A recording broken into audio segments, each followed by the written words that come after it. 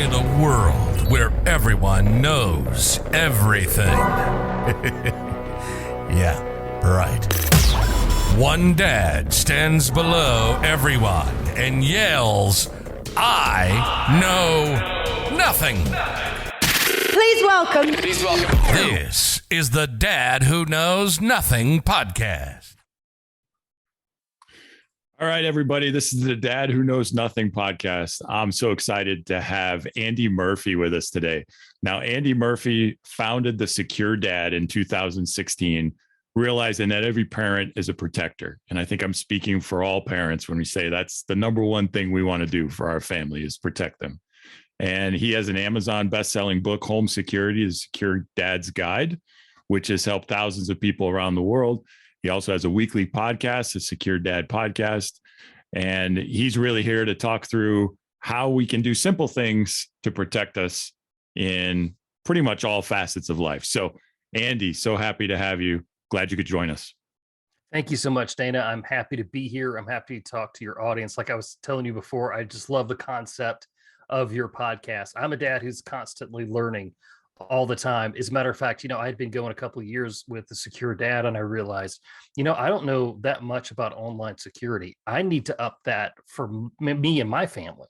So then I started to learn it. I started to talk to experts. I started reading books, and I was like, okay, I see how this is done. I see a common thread to this. There's a whole lot of analog stuff in digital security, and it's exciting. And I love sharing that sort of information with everybody else. Very cool. So let's start from the beginning. How did the Secure Dad come about? How did you get to this place where this was going to be your work that you wanted to do to help people protect their families? Sure. I've always been the security minded person. Like all my friends are just, oh yeah, he's just that guy, that sort of thing. But I was in high school, and the day after the shooting in Columbine, I go back to school the next day, thousands of miles away. And I'm sitting in my homeroom class, and I realize, if something goes wrong in my school today, my resource officer is not going to get here in time to do anything to save me. My safety is my own responsibility. And that was a turning point in my life. It was at that point that I realized it's really on me to survive. It's really on me to make sure that I am put in a place where I can protect myself, or I can protect the people I care about.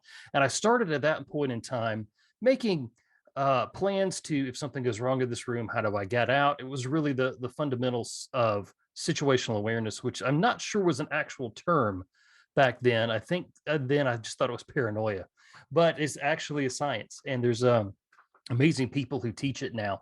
And so I just took that moment in my life and I said, okay, what am I going to do with this? Am I just going to sit here and be scared of everything that happens from now on? Or am I going to embrace this mindset, and am I going to work it to my benefit so that I can make sure that I'm going to be safe? And then when I got married, I felt like I was, the one who was responsible for safety between the two of us.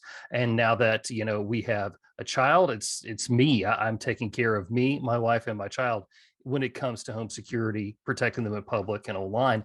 And so that's really where this whole thing started, was realizing, that my safety is my responsibility. And normally people have that sort of, life-changing moment after something really bad happens. For me, it was just, I just happened to understand the reality of the situation. Normally somebody has to be attacked, or a family member has to be attacked, or they witness something in order to really understand that polite society really isn't as polite as we all think it is. And so I was really happy to learn that lesson at a young age and put myself in a position where I could start the Secure Dad, because I realized there are lots of other parents out there who take protector parenting seriously. As a matter of fact, I call my audience, protector parents, because we are the parents who step up and say, what, this is something we all need to be working on. And that really safety is the foundation of happiness. Because if you're not happy, you're not going to be happy if you don't feel safe. And living in the United States like I do, there's a lot of everyday security that I take for granted. Like, we have a stable government, we have a stable living situation, we have all of these things that are okay. But when those things are removed, it's really hard for people to be happy when they're worried about what's the next big thing that's going to happen. So the Secure Dad, started a long time ago when I was in high school, and each and every week I'm finding new topics to bring up because I thought when I started this thing in 2016, man, I had like 6 months of content and that was it. And then here we are, it'll be 6 years in September, or was 6 years in September. And I find new stuff every day to talk about with people and to help them through. So it is an ever changing game. Yeah, you bring up the paranoia, and I think we Mhm. all have Yeah. been around people that we may have described that way at one time. And now it's kind of like there's probably some benefits to at least being, situationally aware, like you mentioned. So, Right. all right. So let's start in the home because Mhm. obviously as a family, you get a home, you buy a home, you have an apartment, whatever it is. How do you make that place secure first and foremost? Sure. The biggest thing you got to do is change your attitude and change your mindset about how you're going to do things. You don't need to just sit and be a victim in waiting. That's what thieves and criminals are looking for. They're looking for what's called an easy target. So if you present yourself to be an easy target, then you're going to be. So if you can take some simple steps to make sure that your home is safe and secure, burglars will know that. Criminals will take a look at your house and be like, you know what? This house over here looks like it might give me trouble. This house over here doesn't. I'm going down here. And like, there's actually a doormat that you can get on Amazon that says the neighbors have nicer things, and so it's just this little subtle warning to communicate that hey, this isn't your place. And believe it or not, as a lot of people think that criminals are just random, they're on drugs, they don't really know what they're doing. They know exactly what they're doing. A lot of criminals are actually very smart people. If they just put their talents to use in a legal way, the world would be a lot better place. So, one of the things that we can do is change our attitude to say, hey, this is my home. This is where I'm going to protect my family. Now, what do I need to do? And a lot of people will say, and I'm glad you didn't phrase it this way. I go on podcasts and I'll be like, hey, what do you do when a burglar breaks in? And I'm like, well, if a burglar's broken in, a lot of things have gone wrong beforehand. So let's back this up. And so if you don't want somebody to break in your front door, then how do you keep them off your porch? If you don't want them off your porch, how do you keep them out of your front yard? If you don't want them in your front yard, how do you keep them from choosing your house? And so that's where we start. We start out at the street. We don't start where somebody kicks in. And I don't blame people for thinking this way because like every alarm company commercial that you've ever seen on TV starts that way because that's how they, demo their product is because their product doesn't work until somebody kicks in a door or breaks a window. So we all think that that's where home security starts and it's not. It's out at the street level. So one of the things that I tell people, the easiest upgrade that they can make to the security of their home is to buy a dawn to dusk light bulb. And these are the light bulbs that you turn on, and there's a little sensor in them. And during the day, they'll turn off, and at night, they will turn on. And the goal of this is to have your light on all night. So you don't have to worry about like remembering to turn the porch light on when you go to bed, because the more light that your home has out front, the more it communicates to a criminal, hey, this is going to be a harder house because criminals enjoy the darkness because they can move in and out through it. They can get up close to your house, peek in a window, that sort of thing. But if they don't even feel like they can cross the yard, then the chances of your home being chosen by a thief just plummet. Because if they don't feel like they can get close, they're not going to kick in that door. So a lot of people are just like, wow, that's amazing. Just a light bulb can do that. It can. And also, it speaks to the criminal to say, this is going to be a hard target. This person looks like they know what they're doing. Chances are they have more steps to keep themselves safe inside. And that's just not what I want. Because common criminals generally want an easy target. They can get in, get out really quick, not meet any sort of resistance because they don't want to fight you. They don't want to hurt you. Some do, but we're talking about common criminals.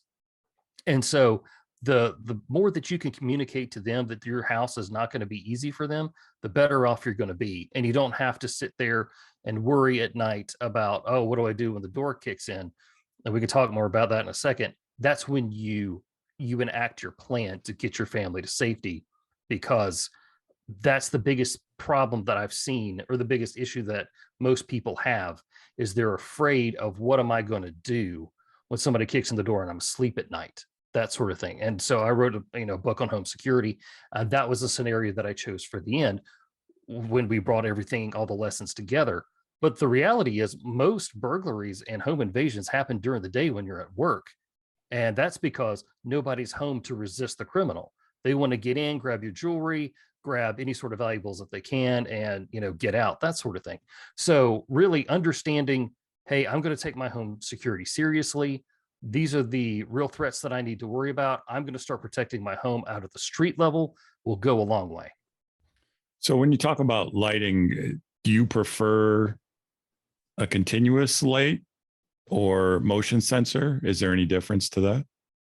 What I prefer is continuous light. That's a great question, by the way. What I've discovered because it was, for a long time, it was, get a motion sensor floodlight for the front of your house. And I think they're great, don't get me wrong. But a lot of the thought pattern used to be, oh, criminal walks up, the light comes on. Does that mean I just tripped the motion sensor? Does that mean the homeowner is awake inside and they've turned on the light to see what's going on? I don't know, so I'm going to leave. I see a lot of footage posted online from Ring cameras and Blink cameras and all that, of criminals walking up to, like, a car in the driveway to break the window. The floodlight comes on. They don't care anymore. That floodlight is actually helping them break into the car now, because they know that it's a motion sensor. So even though it's a Ring camera and you're getting the video on it, if you wear a COVID mask, that sort of thing, really, that mindset has to shift. So when you have continuous light, that's going to keep them from stepping onto your yard it can keep them from stepping onto your yard in the first place, instead of just lighting the path for them when they decide to walk up. So again, it goes back to, I feel that continuous lighting keeps them at that street level, instead of the floodlight that doesn't do anything until they're closer to your home, if that makes sense. Yeah, it does. And would the recommendation be the same with lighting, whether you're in a rural setting or in a city? Yes, unless your town, your county, whatever, has some sort of ordinance about lights, I would just light it up all the time at night. You can still, if you want to use the motion sensor lights and that sort of thing, that's fine. But just know that that option isn't bulletproof anymore. It's because that people tend to know that these are motion sensors now. So the continuous lighting is good for in a rural area. It's also good for being in the city. And unless you really have, and be a responsible homeowner here when you do put lights out, don't shine one directly into your neighbor's house, because they will not Right. appreciate that. And Right. that's when you're going to get a phone call from the HOA, or maybe the police show up, that sort of thing. So be strategic with your lighting. Keep your lighting on your property. Keep it illuminating your area in your yard. And that way, people really aren't going to care what you do, as long as you don't aggravate them and their good night's rest.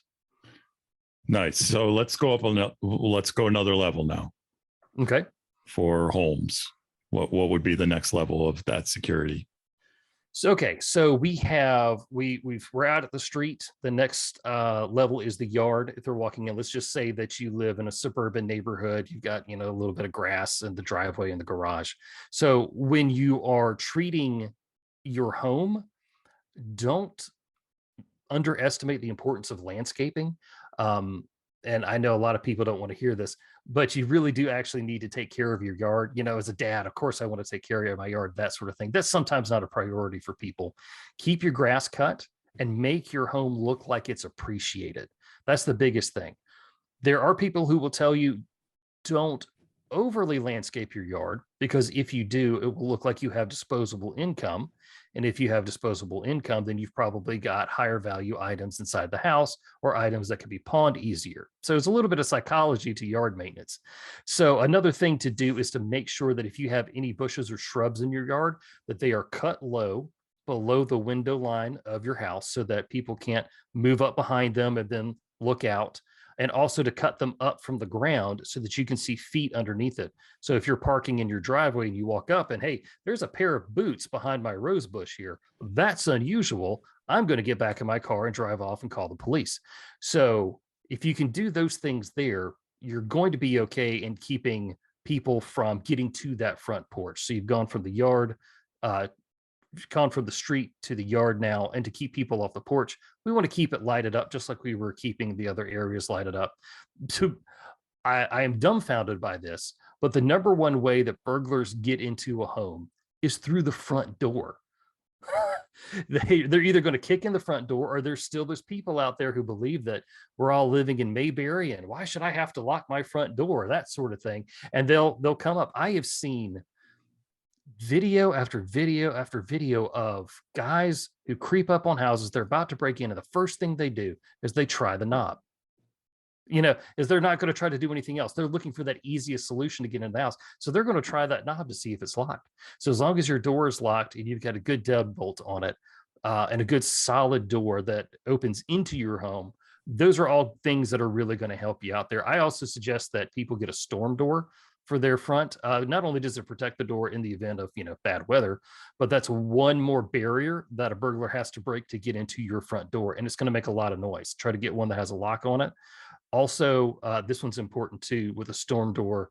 If somebody comes to your house and they are a salesman, door-to-door salesman, that sort of thing, anybody who tries to open that storm door, I want you to be wary of that person, because people who are HVAC technicians, exterminators, those types of people who come to your home to do service, they all know they have the same thing. They go up, they ring the doorbell, and they step back.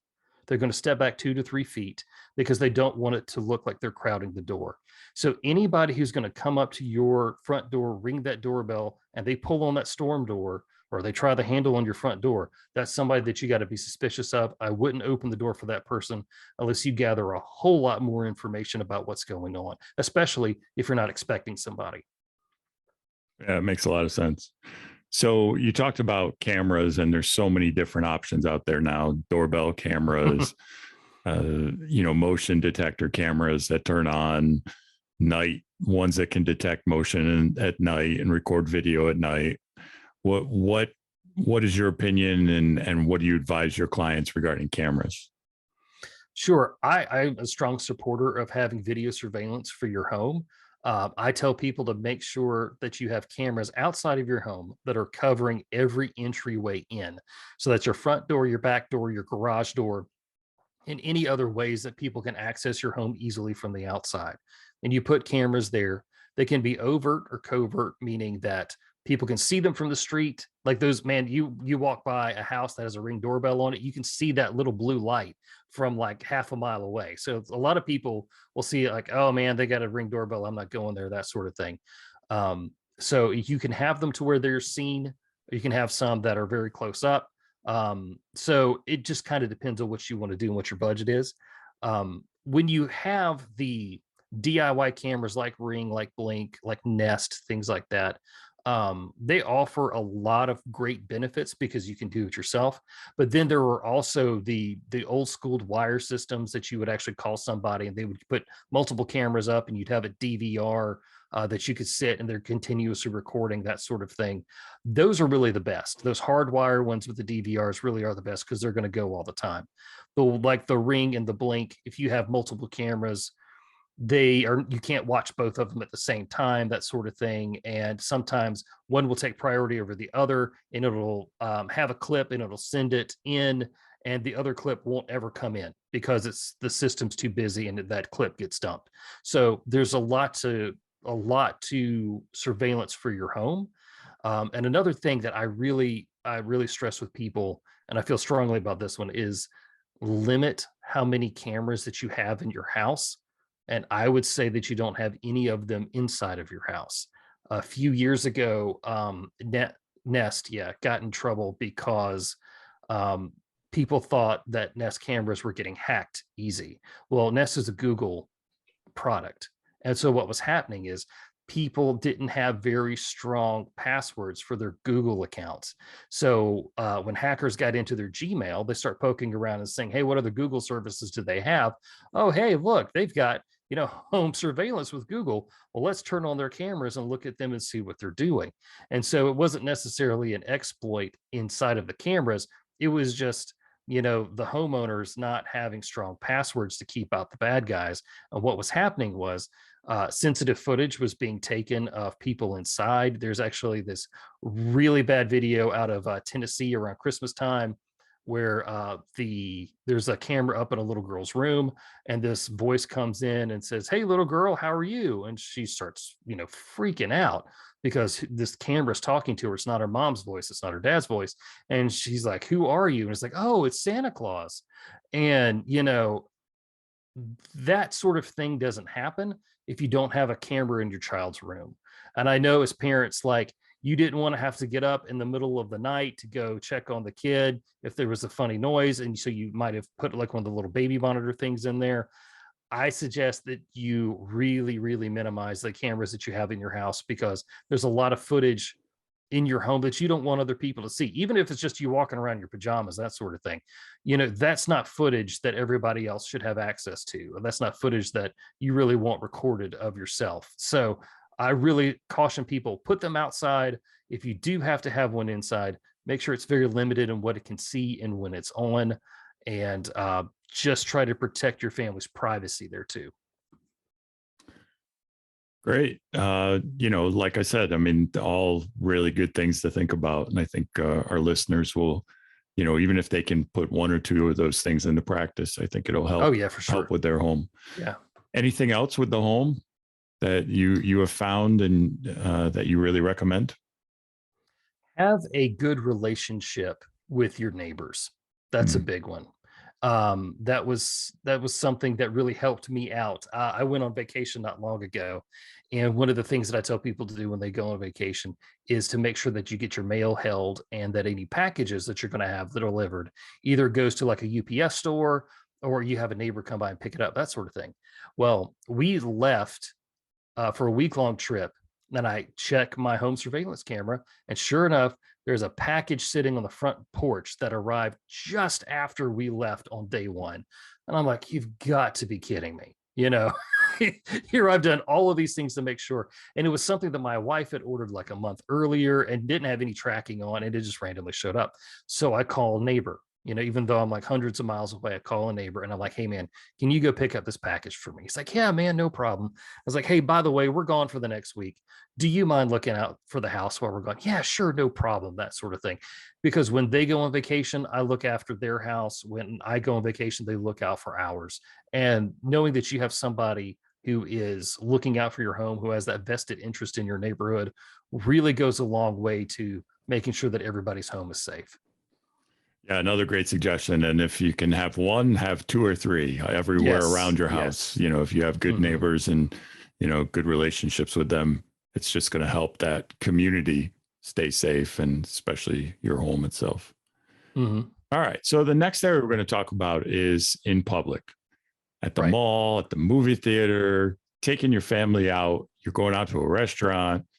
We all love to take our families out and go do things. And we know that, you know, things appear to be getting crazier and crazier as far as what you Yeah. see people doing. Right. So we talked about situational awareness. So Mhm. how do we do that when we're in public and we're the dad or we're the parent that's sitting there Mhm. and trying to have a nice time, but you also want to kind of keep an eye out for what you need to keep an eye out. So how do we do that? Sure. And that it's a delicate dance, Dana. It really is. When you first start to understand situational awareness, it's like this great new hammer that you bought. And so when you buy this new hammer, of course, you want everything to be a nail. So you want to hit it with that hammer. So when you're first learning this, you really got to like calm yourself down. There's not going to be that psychopath arsonist in every, you know, restaurant you go to, with your family. The chances of you actually being involved in some sort of threatening situation in public is low. Like you said, it does seem like it's getting worse. And I don't know if it's getting worse because well, crime is going up, but also because everybody's got a phone everywhere now. So we're seeing all these videos of that sort of thing. So it's a little give and take there. So when you're in public, you want to make sure that we'll just take a restaurant. I'm one of those people that I get this weird feeling on the back of my neck when I sit with my back to the door. A lot of people feel that same way. It's like a spidey sense or something. And so I was one of these, I could never do it, that sort of thing. And what I've come to understand through some learning is, while it's good to kind of keep an eye on the front door, because if it's one of these places where you go up front, you pay up front, and that's where your order is taken, you think, oh, somebody could run inside, rob the cash register, that sort of thing. Or worse, if there's somebody who's going to come in and have some sort of like mass violent attack, they'll come in through that front door, and I need to see it coming, that sort of thing. And that's true, you do need to be looking for danger, but also don't turn your back on the guy who's had one too many across the room and is starting to pick a fight with the table next to him, that sort of thing. So really understand, when you're at a restaurant, yep, the front area is where something could go wrong. There could be a fire in the kitchen, that sort of thing. And then you just kind of take a look around at the people who are around you, and you see who's acting different from everybody else. Just because somebody's acting different doesn't mean that they're a threat. It just means that you need to pay them a little bit more attention, that sort of thing. So when you're out in public, you're looking for those things, but you're also still trying to be a dad. You're still trying to be a husband. So I have what I call secure habits, and that is to get involved in a conversation, listen to someone, and then maybe as they're giving their response, just take a quick glance around the room. I'm going to hit that front door. I'm going to look back at the kitchen. I'm going to look at the other guy over there who I think's had one too many. All right, these guys are good. Anything else that's new? Okay, right back to the conversation. So this is when you're using a lot of brain power, and you're trying to communicate with your family that, hey, I'm still here, I'm present, but I'm also watching out for you at the same time. So it's something that you have to practice and learn and get better at. At first, you're not going to be really good at it, but as you go, and as the trips go by, the experience builds up, it will get better as you go on. How do you teach kids to be like that, or at least to have some semblance of that when because you gave that unfortunate experience, and obviously it just happened recently with Uvalde, of a public place that should be safe, and kids, we really don't even want them to go to those places thinking something like that's going to happen, because of the negative impact it would have on their experience there. But also, we want them to be, any skills that they develop as far as identifying that something is not right and steps to take. Now, teachers will be there to help and try and get them out of harm's way, but can we teach our kids some of this without, making them overly scared? Yeah, absolutely we can. There is no like across the board, oh, at this age you do this, at this age you do that. You are the parent, you know your child better than anybody else. So you talk to them at the level that they are ready to receive. That's the biggest thing. Because if you go in and you tell your toddler, what a psychopath is, well, that's not going to go well for you, that sort of thing. But one of the things that I like to do, especially when my son was young, we would go into a restaurant and we would play a game called Count the Doors.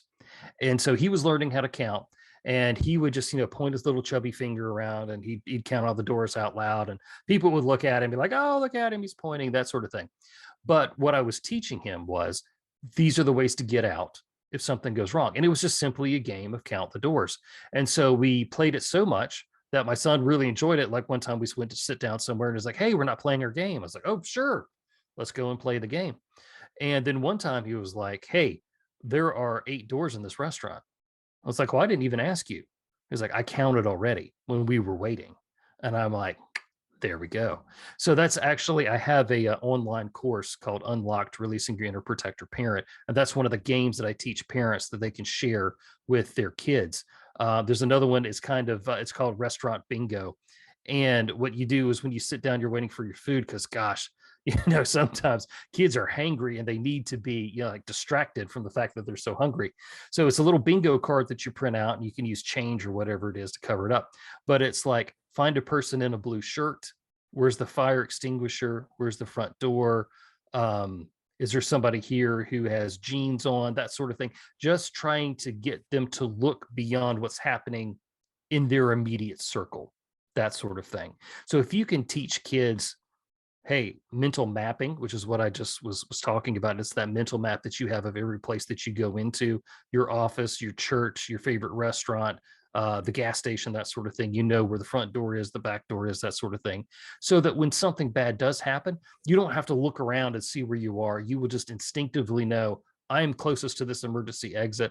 I'm going to hit the crash bar. The noise is going to go off and I'm going to go out. And that's how it's going to go. So we can teach our kids that from an early age. Absolutely.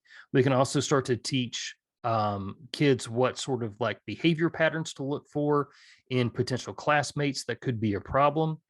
There have been in my county, gosh, this past school year, more incidents of school lockdowns and violent threats being taken seriously than I'm really comfortable with. And I live in a nice place and we have a very nice school district. And the reason that those threats were stopped early was because the students saw something and they said something. And that is powerful when it comes to keeping our kids safe, is teaching them it's okay to talk about something that you see with someone else that you think could be bad. Tell them to embrace that intuition, that little voice inside them that wants to keep them safe, that says, this is a bad idea, or I don't feel good about this person. Tell your kids to embrace that inner voice because it's going to keep them safe today and every day for the rest of their life. I can't stress that enough. That's so great and so powerful.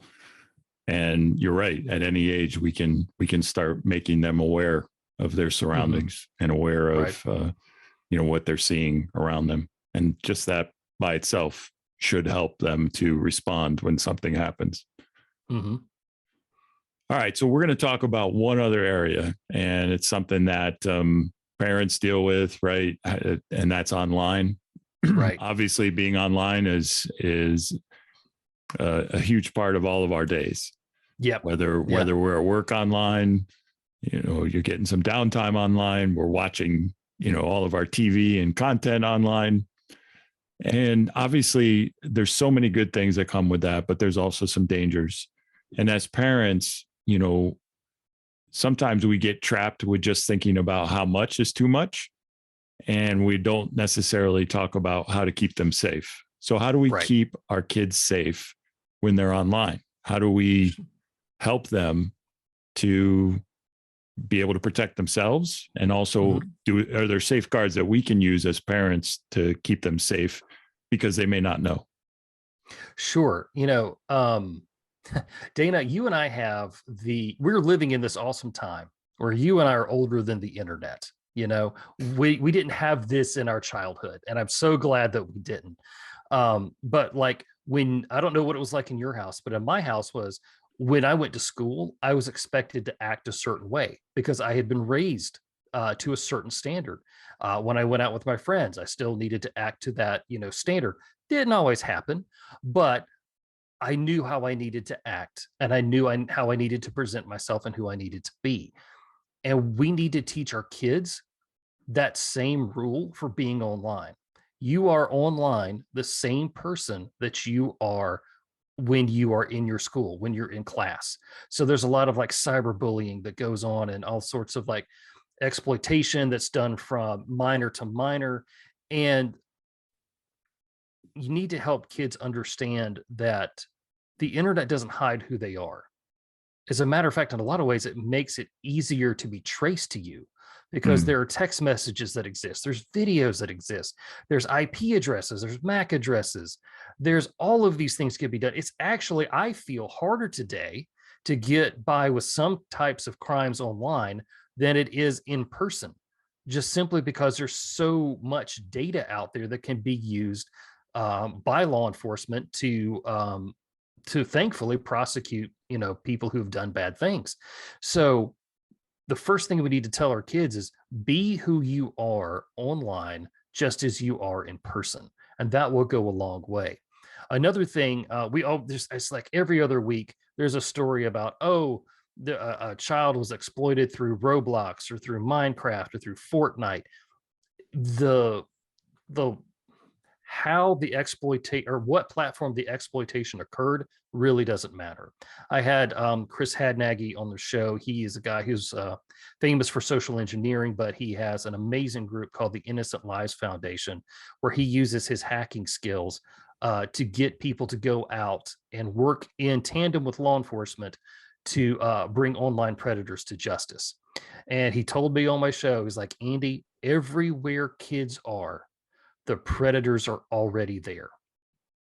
And he told me the story of there was this online homework help that teachers were doing during COVID because they were just trying to help kids stay up on what was happening. And there was a guy in that group who was a predator and gained the trust of several students and exploited them. So if you think, oh, I'm not going to let my kid play, Minecraft because they might, meet an online predator, it's everywhere. So the thing that you need to do is to teach your kid to look for signs that things are not right. And one of the things we can do, like we talked about earlier, is embracing that inner voice, that intuition that says, hey, something is wrong. So one of the red flags that you can teach your kids to look for is somebody who wants pictures of them, somebody who wants to know what kind of clothes they're wearing, and somebody who wants to take the conversation from the platform that they're on somewhere else. So like they're playing Fortnite or something like that, and they're using the chat through the game. Okay, that's fine. That can still be bad. But when they say, hey, let's go take this to Discord, or let's go take this somewhere else. Do your parents monitor this sort of thing? Those are the red flags you need to be working on, telling your kids about, because that means they want to take you, just like in a kidnapping. You don't go from point A to point B with somebody because your chances of getting out of that situation are worse. Same thing online. If you go from point A to point B with somebody online, things are only going to get more complicated for you. So teach your kids to stay in the platform that they're in. And the sheer level of exploitation that is happening now to our kids is disgusting and it is frightening. But I'm also going to say it's been happening for a long time. These people have existed before the internet. And what is happening, while as bad as it is, has been happening all along. Just because it happens online doesn't mean that humanity is somehow changed. It's the same thing that's been there. And if you can teach your kids to have self-confidence and to trust that intuition, show them what the red flags are, they're going to be okay. And you also need to build trust with them. So like, let's say something bad did happen on Fortnite. Don't ban your kid from playing Fortnite again. Embrace the relationship that you have so that they can come to you and say, hey, I was playing this game and this guy said this or did this or wanted to take this chat to Discord or wanted to know what my phone number was so he could text me, ask me if I was on, Signal or something like that. When they come to you and they tell you that, that's good. That should be praised. And then you both learn together what to do next and how this is going to be handled for the next time. But praise that honesty and work with them. So if they're honest with you, they know that you're not going to punish them for that. Again, just fantastic suggestions and ideas. And no, that's a great point. It's really about giving them the tools to be able to say, hey, that's not okay. It's like when I was growing up or my kids were really young, right? And the internet, social media wasn't like it was. We were always just taught to make sure they understand what kind of behavior, even from people that they know, is not going to be acceptable. Yes. And so it's the same thing when they're online. That behavior is going to be the same. It's going to come across in a different medium, but it's still shouldn't, will probably not pass the smell test. And they'll be able to say, oh, wait a minute, that's a little weird. Nobody else asked me to do that. And you know what, Dana, I don't know if you take suggestions for future guests or not, but I had a gentleman by the name of Randy King on my show. And he came and he talked about the boundaries, about how important boundaries are in self-defense. And Randy is a wonderful guy. And he changed how I look at safety and self-defense once I understood what he was teaching about boundaries. And not to take any of his content away from him, He was basically saying when you have strong boundaries and your kids have strong boundaries, it's harder for them to be exploited. And so that goes along with self-confidence. So I highly recommend that you bring Randy King on the show. He's a lot more fun to talk to than I am. So yeah, boundaries are so important when it comes to raising kids. Yeah, research has shown that boundaries, it allows them and helps them to stay safe, and they feel safe when they know, what those boundaries are. They feel safe, they feel secure. And, like no doubt his point was that, they'll know when something exists outside of those boundaries, and that's not right. All right. Well, this has been a great conversation, Andy. Anything else for my listeners? Any other tidbits you can give them? Any other thing or is there something that you'd like them to leave this conversation if they remember one thing? If you remember one thing, is that you have the power to protect yourself and your family. You absolutely have that. Don't outsource that to somebody else. Don't outsource that to a public servant. Don't outsource it to the military. It's up to you to make sure that your family is safe day in, day out. First responders will be there when you need them, but every day it's on you and you can do it. Awesome. Well, again, this is Andy Murphy. He founded the Secure Dad in 2016. That's going strong. He has a Secure Dad podcast. We can visit and look at his website, thesecuredad.com.